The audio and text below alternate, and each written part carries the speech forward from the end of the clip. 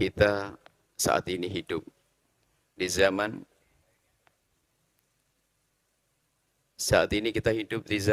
yang sangat perlu kita untuk benar-benar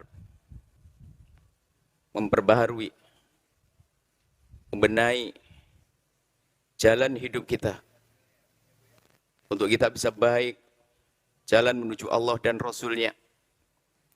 Dan saat ini cara hidup kita sudah rusak. Maka semuanya harus menyadari bahwa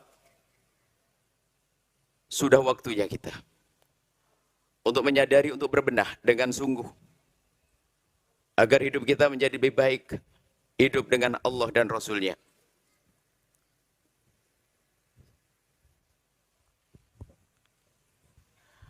Ada bagi kita suri toladan.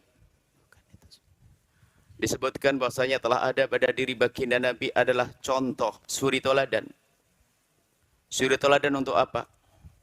Untuk tadi mencari jalan hidup yang baik.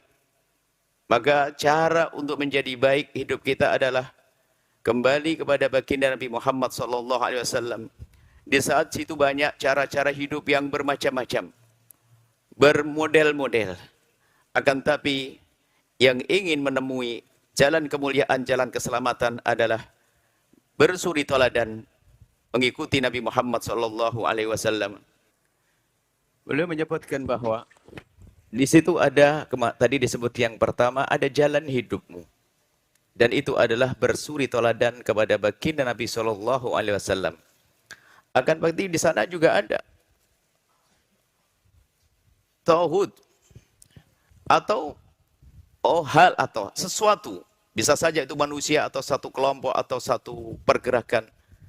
Tauhid yang menjauhkan manusia dari jalan baginda Nabi SAW. Dan ini bisa berbentuk dari yang tidak terlihat dari syaitan dan juga dari manusia yang punya upaya-upaya menjauhkan kita semua dari bersuri toladan kepada Nabi Muhammad SAW, dari mengikuti jalan Nabi Muhammad SAW. Maka kembali kepada pendidikan atau jalan yang benar, yaitu bukan jalannya tauhid tapi jalannya Nabi Muhammad SAW. Kita harus sadari Nabi Muhammad mengajarkan kepada kita, mengenalkan kepada kita Allah, dan Allah itu adalah zat sang pencipta yang menciptakan kita, yang lebih tahu tentang kita. Maka yang menciptakan itulah yang lebih tahu apa yang dibutuhkan, hal-hal yang baik untuk yang diciptakan atau yang tidak baik. Maka di situ ada perintah dan ada larangan. Sehingga yang dibawa Nabi dengan Al-Qur'annya atau daripada hadis-hadis Nabi, ajaran-ajaran Nabi SAW itu dari sang pencipta yang mengetahui semua yang dibutuhkan oleh hamba-hambanya. Maka fahami bahwa kalau ingin hidup kita benar, tidak ada cara lain dan tidak ada jalan lain kecuali kita mengikuti petunjuk yang menciptakan kita, bukan petunjuk tauhid. Ada upaya-upaya menjauhkan kita daripada agama. Dan menjauhkan kita dari agama, dari Allah, adalah menjauhkan dari Nabi Muhammad, ajaran Nabi Muhammad SAW. Maka dari itu, ayo, untuk kembali kepada hidup yang benar adalah bersuri toladan kepada Nabi. Jangan mudah terpesona dengan seruan-seruan tauhid, penyeru-penyeru kebatilan, yang hanya akan menyesatkan kita, menjauhkan dari Nabi Muhammad SAW. Beliau sampaikan bahwa cara hidup mulai dari Nabi Adam sampai baginda Nabi Muhammad SAW, cara hidup yang benar itu sama. Tentunya dalam hal ini adalah dimulai dari keimanan yang harus dibangun, risalah, ajaran yang dibawa oleh nabi-nabi terdahulu hingga Nabi Muhammad adalah sama. Dan orang-orang yang selamat adalah yang berpegang kepada ajaran para nabi-nabi tersebut. Dari setiap masa dan masa, yang selamat adalah yang berpegang kepada ajaran-ajaran nabi-nabi tersebut. Adapun yang tidak selamat adalah yang berpegang kepada lawannya, yaitu taghut tadi. Taghut itu kalau dilentrehkan lebih luas, taghut bisa bentuk sebuah tatanan negara yang tidak berpegang kepada agama atau jauh dari agama, mungkin organisasi, mungkin satu kelompok, atau mungkin individu, orang yang mengajak kita jauh dari Allah, itu adalah taghut. Lawan daripada orang-orang yang mengikuti hidayah adalah taghut, taghut. Maka kita harus bisa memutus dan bisa menyambung. Tidak bisa dibadukan. Yang sambung kepada taghut akan putus kepada Allah dan Rasulnya. Yang memutus dari Allah dan Rasulnya akan sambung kepada taghut. Yang sambung serius berpegang kepada Allah dan Rasulnya secara otomatis akan putus dengan taghut. Maka fahami seruan-seruan taghut. Segala bentuk pemikiran ajaran yang seliweran di telinga kita, kita lihat, kita dengar, kita saksikan, kita rasakan. Jika itu menjauhkan kita dari Allah dan Rasulnya, menjauhkan kita dari agama Allah dan Rasulnya, itu adalah seruan taghut. Dan ingat, barang siapa yang bisa kufur, ingkar kepada taghut, dan beriman kepada Allah, maka dia telah berpegang dengan satu pegangan yang tidak bisa digoyahkan. Berpeganglah kepada ajaran Allah dan Rasulnya. Yang berpegang, yang kufur, ingkar kepada taghut, tidak mau dengan taghut, tidak mau dengan semua bentuk seruan-seruan kepada ketidakbaikan, dengan bermacam-macam modelnya. Karena ini harus terjemahkan luas. Medsos juga taghut dan dalamnya. Macam-macam. Pokoknya segala yang kita lihat, kita saksikan, kalau tidak mengajari kita lebih baik menjadi dekat pada Allah, maka itu taghut dalam bentuk yang bermacam-macam. Yang kufur kepada taghut lalu beriman kepada Allah, faqad istamsaka. Dia telah berpegang kepada satu pegangan yang benar. Apa yang baru sampaikan masih seperti global. Akan tapi ada makna yang dalam bahwasanya, ayo kita tengok. Taghut apa yang menyerang kita saat ini? Sadari bahwasanya setiap dari kita ada taghut. Ini tambahan dari kami. Taghut, baik. Masya Allah. Jadi, berpegang kepada Allah akan langsung musuhan dengan taghut. Yang putus dengan taghut akan sambung kepada Allah dan Rasulnya. Beliau sampaikan bahwa taghut di zaman ini perlu difahami. Beliau ingin menjelaskan tentang taghut. Di era modern ini ada taghut-taghut yang betul-betul menguasai kita. Dan membawa kita jauh dari ajaran Nabi, ajaran Allah dan Rasulnya. Di era modern ini, tenggelamnya orang-orang dalam taghut yang luar biasa, yang mungkin tanpa disadari. Adanya teknologi ini, kemajuan-kemajuan yang kita lihat setiap saat di alat yang kita pegang, yang kita genggam itu, lihat internet dengan kecanggihannya ini, lihat itu setiap saat tanpa kita sadari telah menjadi taghut-taghut raksasa yang halus membawa kita, menjauhkan kita dari Allah dan Rasulnya. Dan ini kalau tidak kita sadari, kita akan tenggelam. Dan kita akan ke bawah. Tiba-tiba seseorang sudah jauh dari Allah, mudah melakukan kemaksiatan, syahwatnya liar tanpa dia sadari, kehinaan mudah dilakukan. Padahal mungkin dia tampak orang yang sepertinya tidak kemana-mana. Tapi begitu mudah ia melakukan ini. Ada sebab sesuatu taghut yang halus yang itu. Dan inilah yang beliau ingin akan jelentrehkan agar kita sadar betul tentang taghut-taghut ini. Bahaya-bahaya yang saat ini. Yang akan mempengaruhi kita.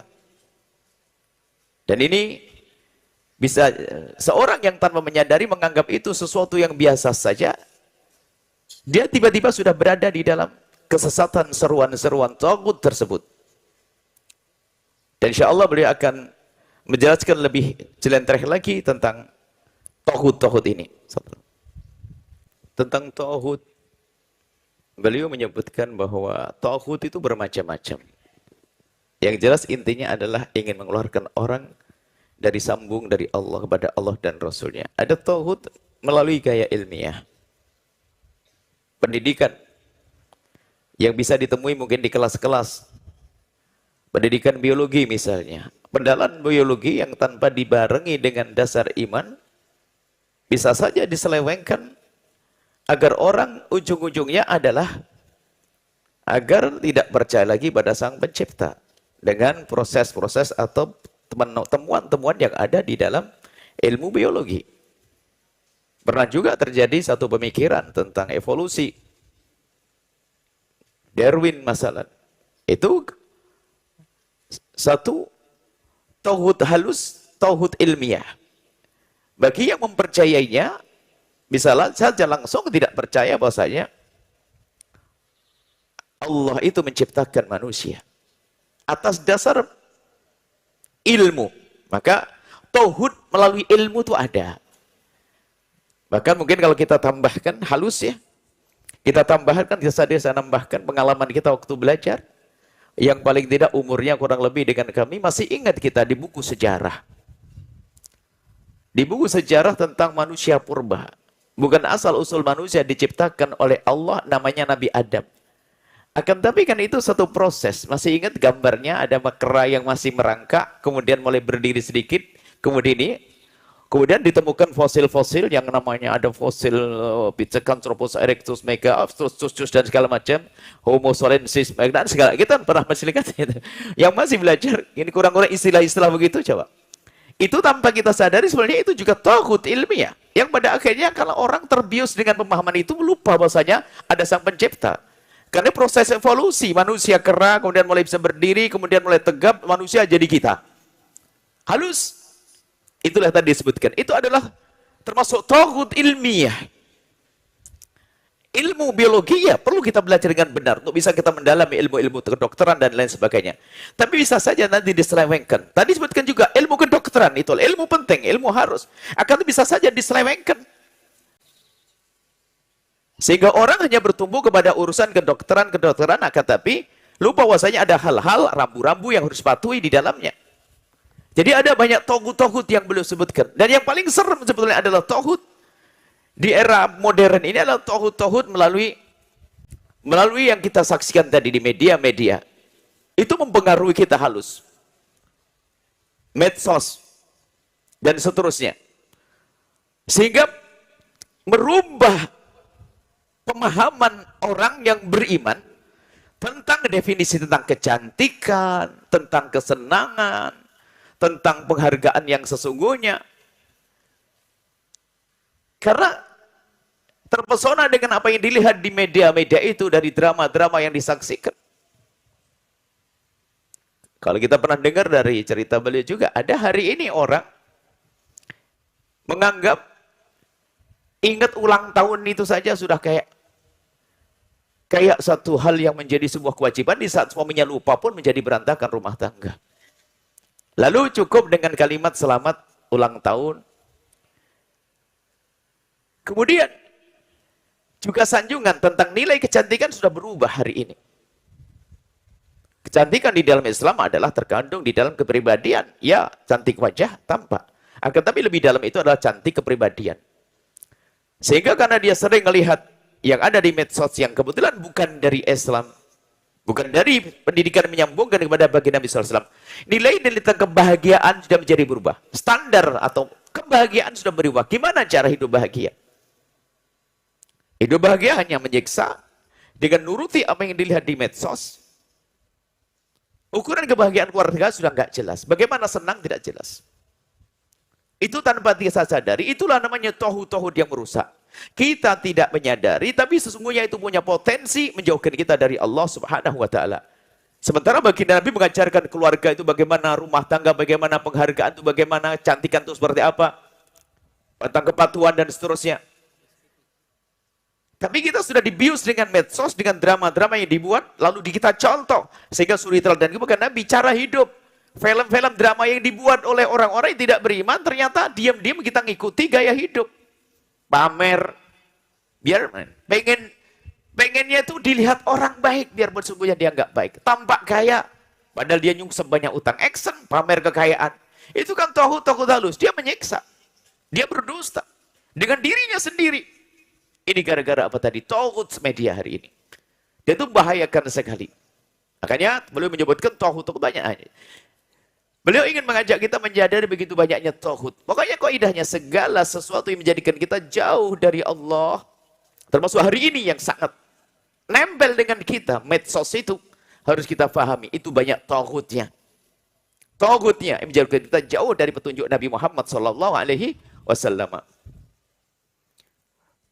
Jadi kita harus berani memutus hubungan dengan tauhid agar sambung kepada Allah, atau ayo sambung kepada Allah dengan memutus urusan kita dengan tauhid. Beliau menyebutkan di era modern ini adanya teknologi, kecanggihan teknologi. Itu sebenarnya bagi orang yang sambung kepada Allah ini.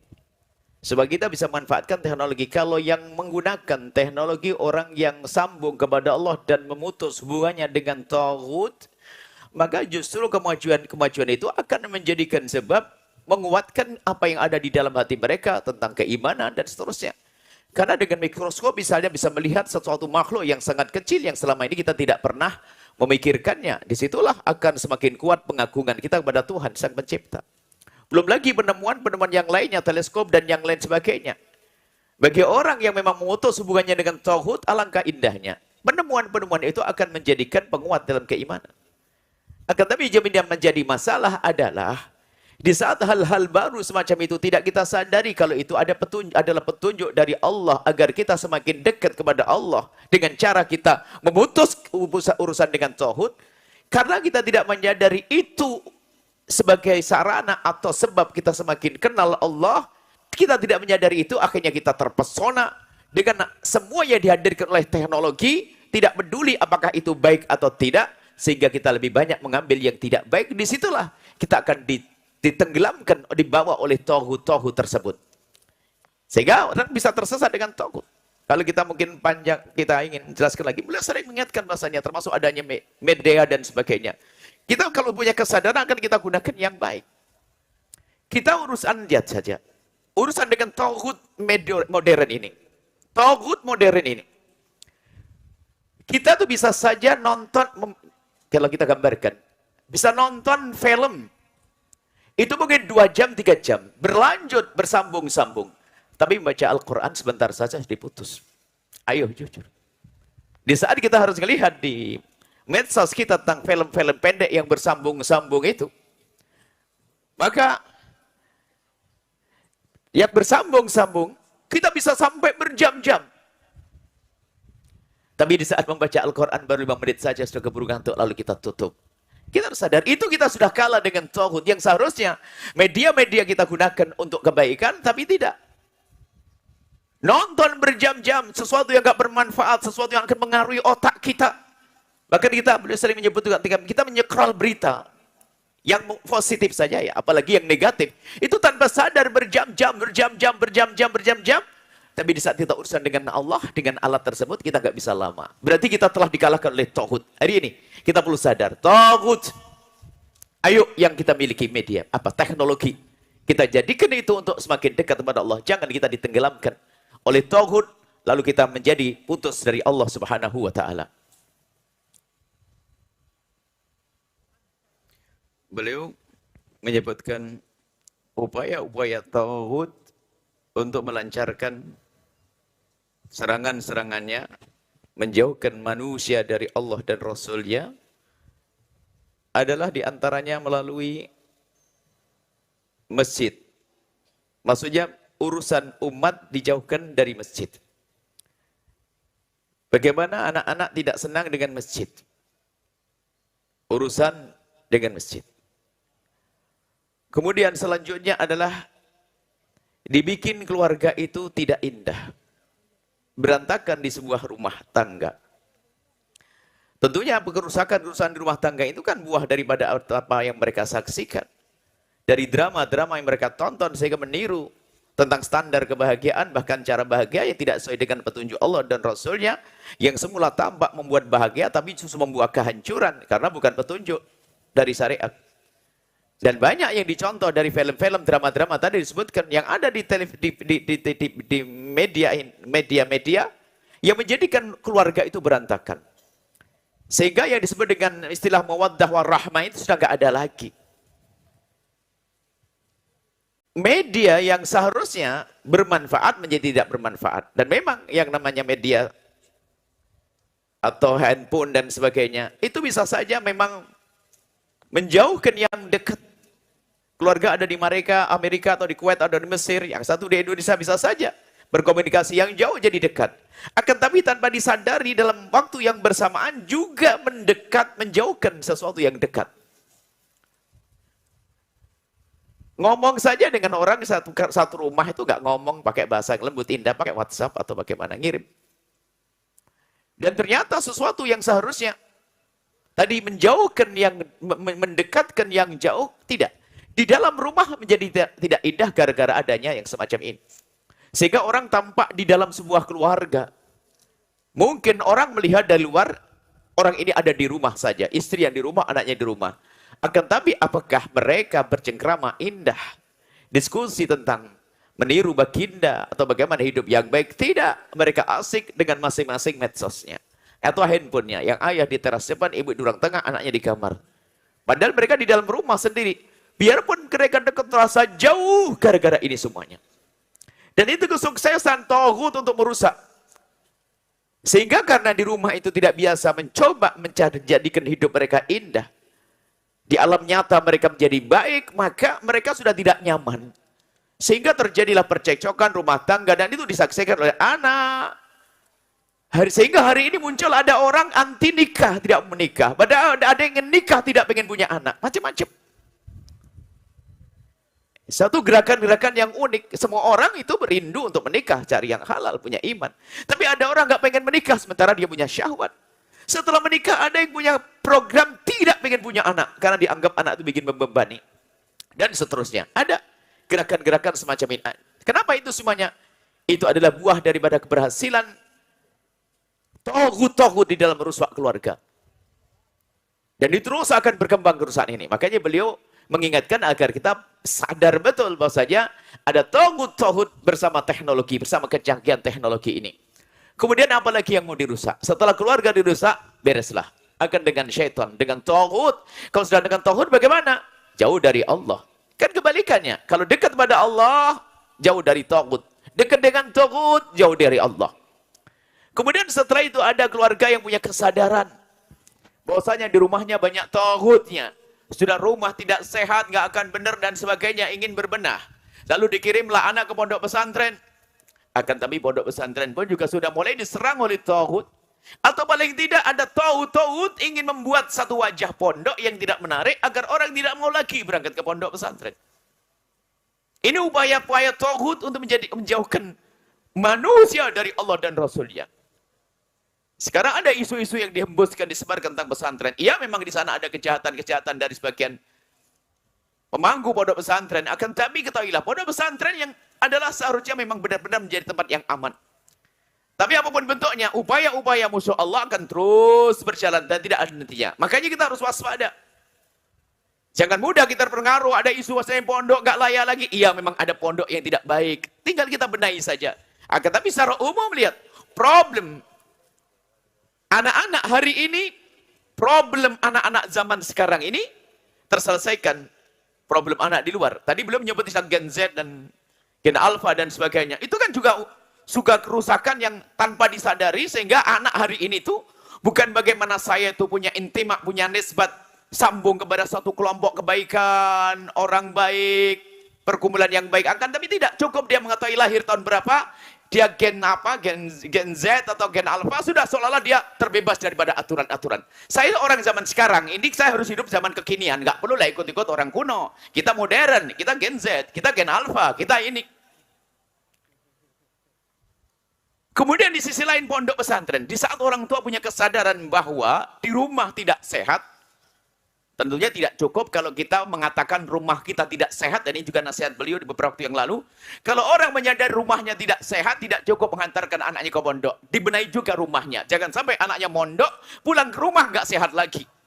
Gara-gara tadi, hidupnya di rumah biasa dirusak oleh tohut-tohut medsos tadi. Tohut-tohut internet. Baik, kemudian, pondok pun hari ini sudah mulai dirongrong. Bagaimana orang tidak percaya dengan pondok pesantren? Maka kami ingatkan secara pribadi ini, bukan dari beliau ini, tolonglah pemangku-pemangku pondok harus segera membenahi. Harus anak-anak di dalam pondok pesantren nyaman. Nyaman sisi fisiknya, nyaman sisi mentalnya, nyaman sisi hatinya, nyaman sisi akhlaknya. Dikembalikan kepada fungsi pondok yang sesungguhnya. Kenapa? Kalau tidak, lihat, di sana akan dirongrong. Sebab tohut-tohut terus berperan. Tohut-tohut bermain bagaimana menjauhkan umat dari pondok pesantren.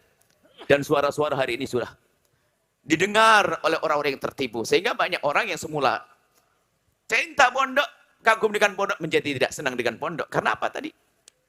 Ada berongrongan, upaya-upaya untuk menjatuhkan pondok pesantren agar orang jauh dari pondok pesantren. Itu juga upaya-upaya dari tagut. Tanpa kita pungkiri, memang ada pelaku-pelaku oknum lah yang tidak baik menurut pesantren. Dan itu diingkari oleh semua pengelola pondok pesantren dimanapun berada. Intinya, tohut-tohut ini merusak umat dengan menjauhkan dari pondok pesantren, menjauhkan dari keluarga dengan cara keluarga tidak baik, dan juga dari mendekatkan diri kepada Allah Subhanahu wa Ta'ala. Di negeri kita, kalau kita kembali kepada membaca perjalanan negeri ini, ada penjajahan-penjajahan yang mereka adalah tohut. Penjajahan-penjajahan adalah taghut. Dan kalau kita kembali kepada masa dulu, bagaimana peran pondok pesantren, kiai dan para santri di dalam menghentikan taghut. Perjuangan yang luar biasa, dan itu tidak bisa dipungkiri. Mereka punya peran untuk itu. Dan sampai hari ini pun tetap punya peran pesantren seperti itu untuk menjauhkan kita dari taghut. Di dalamnya ada, kalau kita kembali dengan kesadaran penuh bahwasanya di pesantren dibahasan dulu untuk memerangi taghut para penjajah. Hari ini pun tetap punya fungsi seperti itu. Karena di dalamnya adalah dikenalkan bagaimana anak-anak kita kenal Allah dan Rasulnya. Semakin dekat kepada Allah dan Rasulnya. Nah, kalau ini nanti sudah pondok-pondok ini sudah dirusak, dijauhkan anak-anak kita dari tempat-tempat mulia ini, maka mudah sekali penjajahan-penjajahan model baru untuk merusaknya. Merusak bangsa ini, merusak negeri ini. Sehingga kembali, ayo memperhatikan untuk kembali kepada suri toladan, kepada baginda Nabi Muhammad SAW, kepada yang diajarkan oleh Nabi Muhammad, sesuatu yang dari Allah Subhanahu wa Ta'ala, tentunya dengan memulai ini tadi, kembali kepada pesantren, tadi sudah disebutkan bagaimana anak-anak didekatkan kepada Allah, dan dijauhkan dari sebab-sebab terjerumus tadi. Yang disebutkan, urusan medsos dan lain sebagainya harus waspada. Tapi jelas adalah pondok pesantren adalah tempat yang aman. Dan juga tadi kalau kita hubungkan dengan Siti Syekh Dr. Abdul Qadir juga menyinggung tentang pentingnya kita membawa anak-anak kita ke tempat yang mulia, pondok pesantren. Karena problem-problem anak kita zaman ini terselesaikan. Bisa saja kita kata 80 atau 70% problem anak muda hari ini terselesaikan kalau anak-anak kita masuk pondok pesantren. Kalau sudah di pondok, Anda pun tidak perlu Anda melarang mengatur kapan cara medsos, memegang handphone, dan main medsosnya bagaimana, dan lain sebagainya. Pencemaran-pencemaran keimanan, akhlak, hampir tidak jadi. Maka kata beliau, tadi Abu ya Habib guru kita, Habibullah Baharun, mengatakan, yuk kembali. Bersuri teladan kepada Nabi Muhammad SAW dalam munasabah yang baik di saat ini. Kembali kepada Nabi Muhammad dengan cara, tadi kalau kita gabungkan nasihat sebelumnya dari yang lain, dari Dr. Tuatir, kembali kepada ulama, kepada pesantren. Ulama kan ada pondok pesantren. Anda sudah benar di saat Anda memilih tempat-tempat di pondok, di mana Anda berada, yang mengajarkan keimanan, memerangi taghut, menjauh daripada taghut, untuk tetap berpegang kepada suri teladan, yakni Nabi Muhammad, yang beliau adalah uswatun hasanah. Beliau, Fadilatul Habib Al-Murabbi, mengakhiri pejangan beliau untuk kita adalah, ayo kita semua memperbarui ikatan kita dengan baginda Nabi SAW. dengan memutus urusan dengan taghut, dan harus faham taghut dengan bermacam-macamnya. Mengikuti baginda Nabi sallallahu alaihi wasallam. Dan tidak akan mungkin orang mengikuti kecuali menghadirkan cinta kepada Rasulullah sallallahu alaihi wasallam. Dan yang cinta Nabi akan mudah baginya untuk memutus urusan-urusan dengan taghut di zaman ini. Maka ayo di rumah kita putus urusan kita dengan taghut-taghut yang bermacam-macam. Perbaharui ikatan kita dengan Rasulullah. Bersuri toladan kepada Nabi Muhammad sallallahu alaihi wasallam. Sambung hati dengan Nabi Muhammad. Dan tadi belum ingatkan berkali-kali, tidak akan bisa kecuali kita punya keberanian memutus urusan dengan taghut. Kalau orang beriman kepada, dan ingat Allah mengajak kita kepada keridhaannya, kepada pengembangannya. Adapun taghut mengajak kita kepada kegelapan. Allah mengajak pada surga dan benderang. Adapun taghut mengajak kita kepada kegelapan dan kehinaan. Maka jangan sampai kita menurut taghut. Dan ini perlu kesadaran dari masing-masing dari kita. Dan kemudian beliau mendoakan kita atau mengajak berdoa. Semoga Allah mudahkan kita untuk mensuri tauladani baginda Nabi. Mengikuti petunjuk baginda Nabi SAW. Agar kita mendapatkan keindahan perilaku akhlak dari Nabi Muhammad, akhlak dan perilaku Nabi Muhammad, agar kita mendapatkan kesempurnaan kebaikan Nabi Muhammad sallallahu alaihi wasallam, agar kita terus perilaku kita, keluarga kita dan semuanya tidak jauh dari Nabi Muhammad sallallahu alaihi wasallam, kembali kepada Nabi Muhammad, mencintai Nabi Muhammad, mengikuti Nabi Muhammad sallallahu alaihi wasallam hingga kita mendapatkan keselamatan yang sesungguhnya. Kemudian beliau menutup dengan assalamualaikum warahmatullahi wabarakatuh.